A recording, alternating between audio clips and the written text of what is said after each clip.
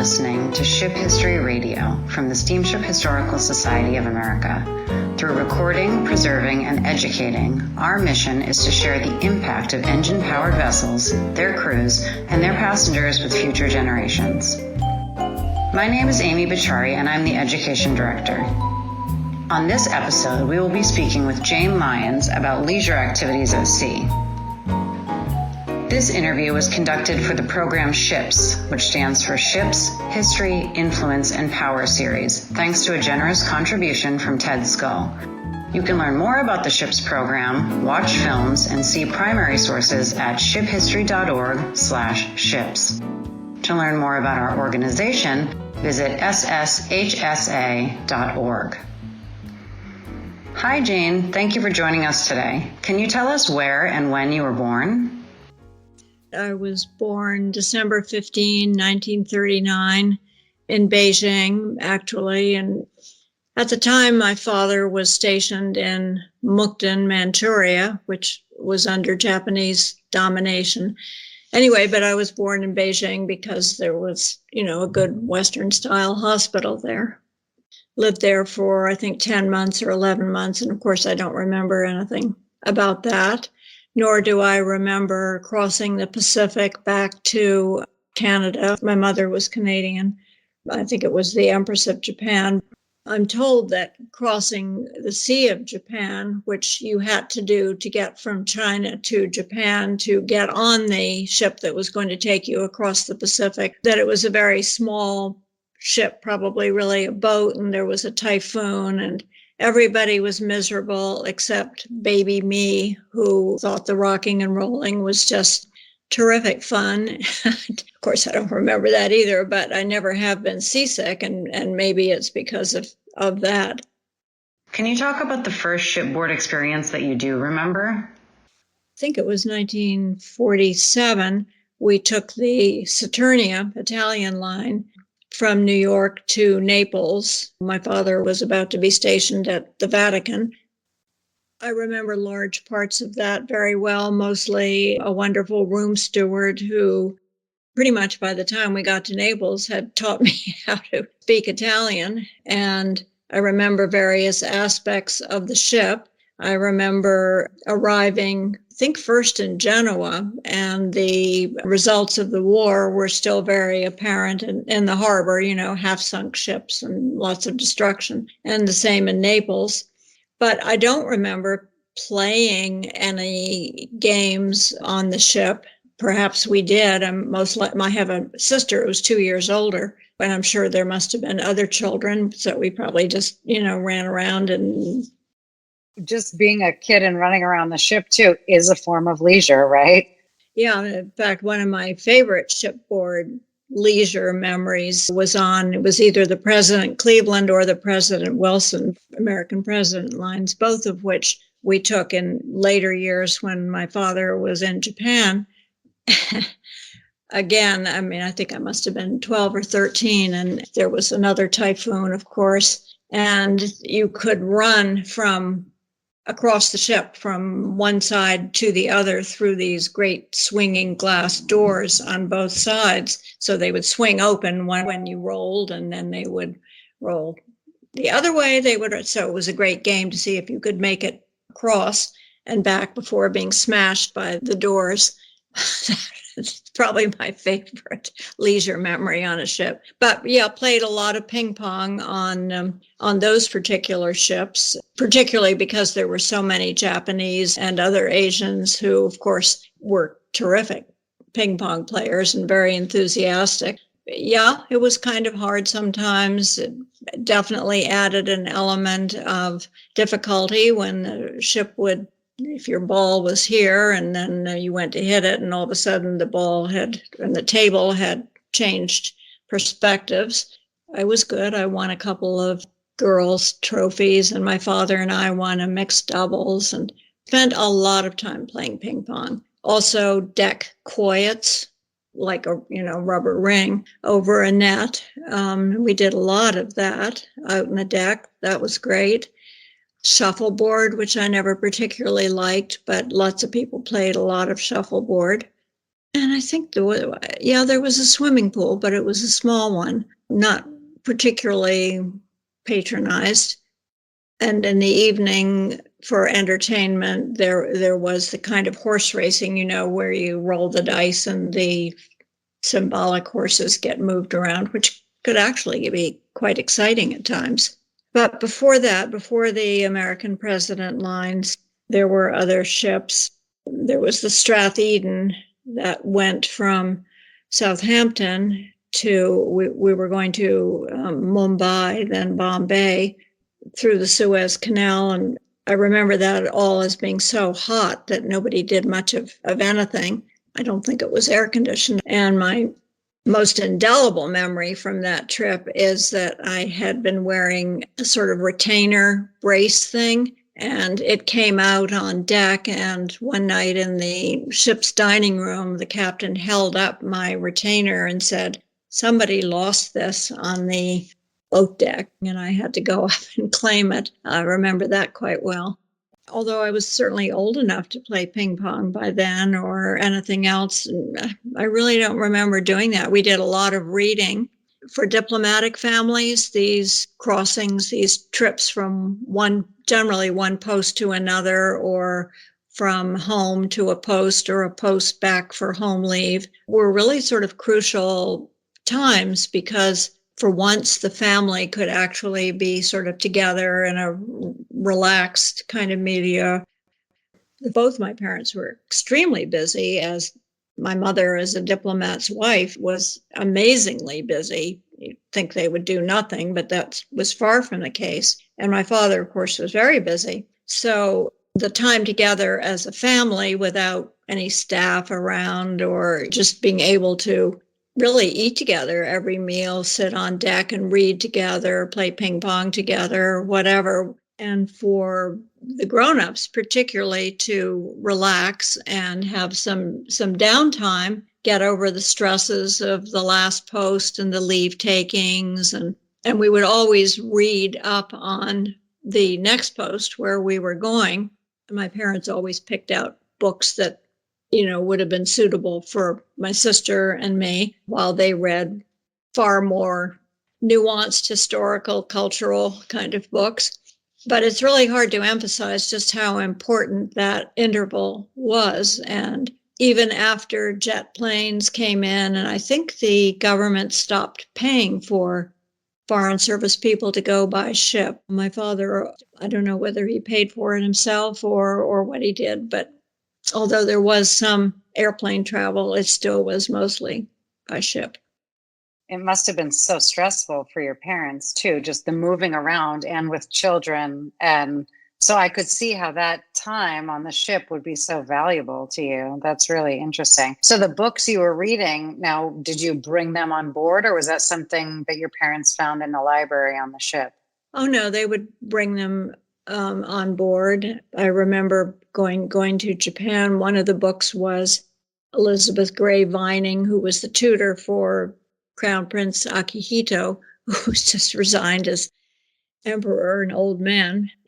No, they would have a carefully selected roster of books, and we were definitely expected to read and have some knowledge of where it was we were about to be living. And also, I remember we had language lessons on board. They always found somebody who could give us some kind of language lesson. So when you arrived, you were not completely unable to communicate. I mean, in the case of Japan, it was not really very fulsome communication, but it was something.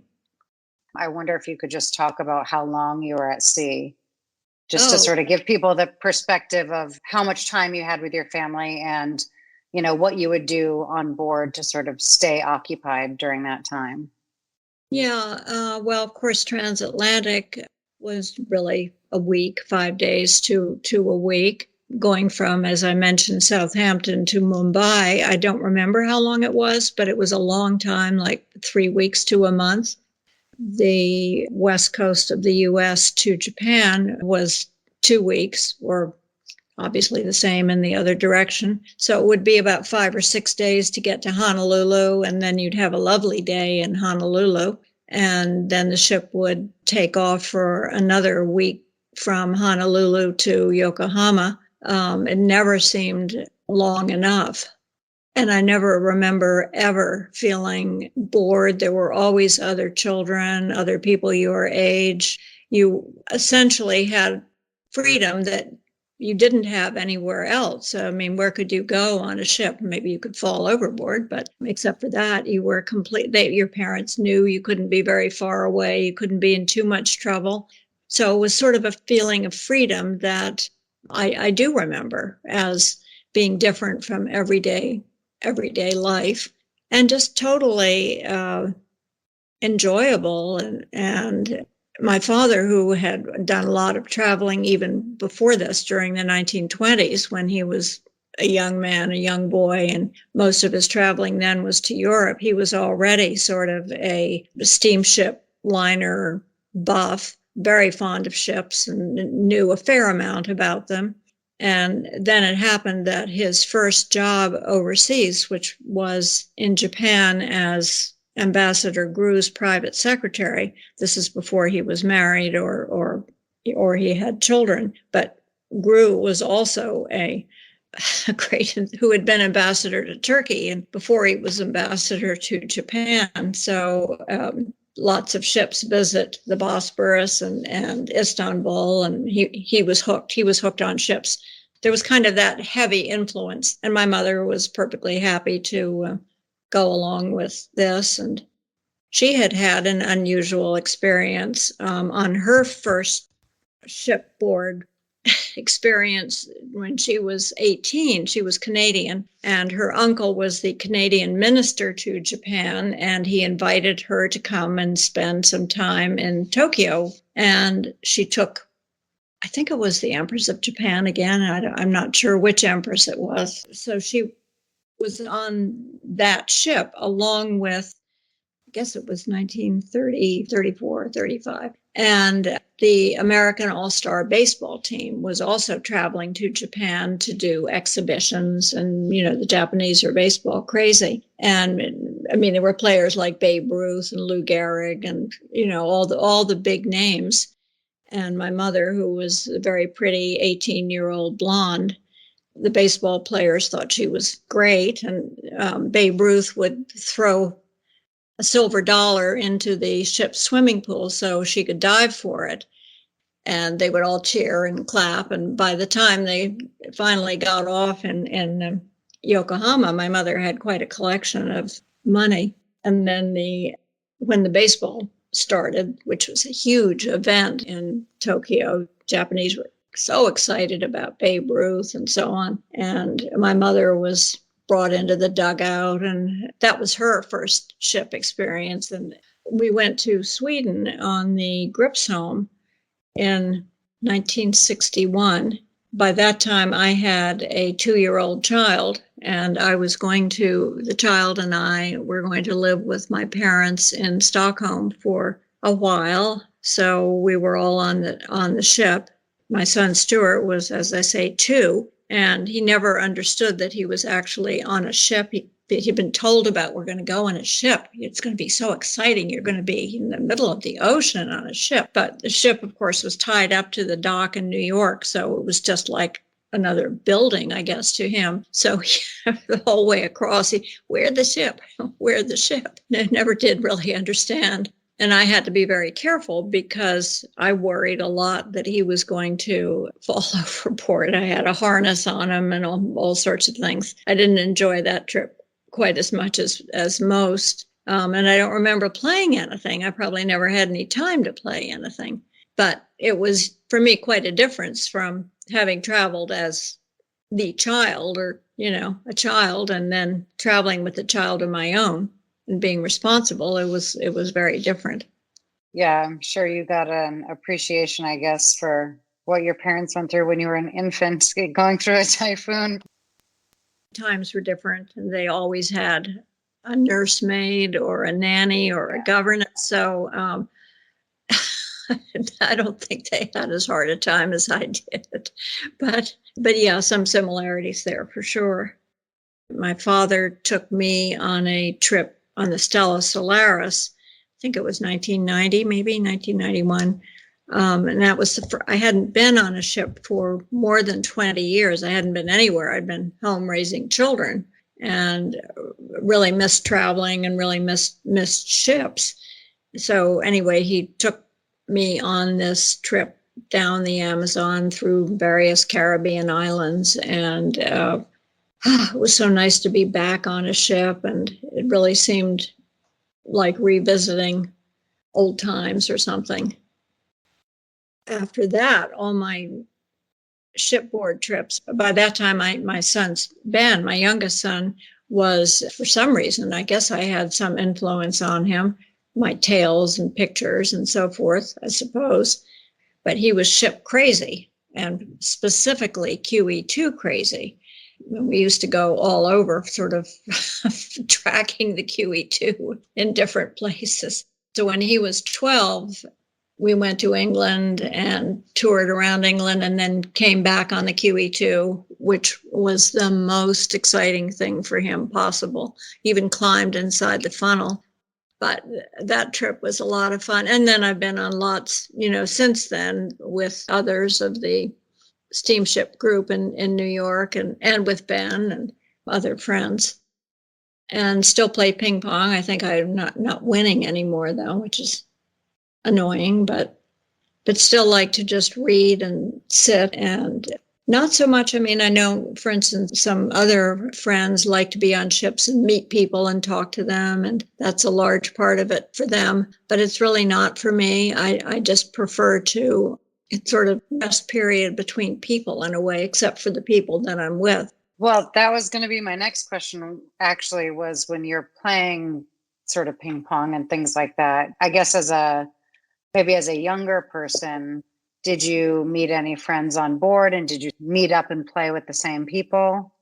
Yes, on the Japan voyages, I met friends whom I later saw in Tokyo. One was a boy who turned up going to the same school I did there. The other girl was somebody that, I saw off and on for a while. So yes. And I think there were other sort of embassy people on the ship that became closer friends because of it. But it was not so much a social experience, I don't think. I mean, the Foreign Service life is so full of social experience and cocktail parties and dinner parties and meeting people and struggling to talk to people whose language you didn't speak and they didn't speak yours. And at least for me, it was kind of a relief. I'm not sure everybody would have reacted that way. But it makes sense, though. I mean, when you talk about sort of the busy and active social life you had to have and the stresses in terms of basic communication and things like that, I could see how that would just be a time to just almost like come back to yourself and just have a moment of peace. Of course, I never thought of it that way. I mean, as a child or a young person, I never really thought in those terms. But looking back on it now, I see how it was and what it meant more viscerally. It definitely was a part of my life that was really important and influential, and among the most enjoyable times of my entire life have been on ships. I just wish there were more ships going point to point and fewer planes going point to point. And of course, my son being who's very involved in ships, he was a deck officer on Queen Mary for a while, which was a really fun experience. You can imagine for me to go on the ship that he was an officer on. I really liked that. That was all the fun I needed, and got to sit at the captain's table with him sometimes. And it was a different experience. And it's a bond with him, really, that I never thought consciously this is going to be a way to stay in touch with this son, but it has been. So that's all to the good. I think he'd agree.